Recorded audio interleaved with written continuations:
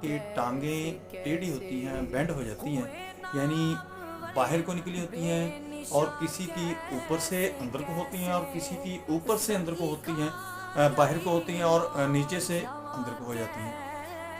یہ بینڈ ہوتا ہے کس وجہ سے ہوتا ہے، اس کی ٹریٹمنٹ کیسے ممکن ہے، اس سے کیسے بچا جا سکتا ہے؟ چونکہ آج کل یہ بہت زیادہ بیماری کامن ہو چکی ہے کہ بچوں کے اندر یہ پرابلم آ رہی ہے، اور جب آپ دیکھیں کہ خصوصاً جس بچے کی جوان کی نکر پہنی ہوئی ہو تو اس کی ٹانگیں آپ کو ایسے نظر آئیں گی باہر کو،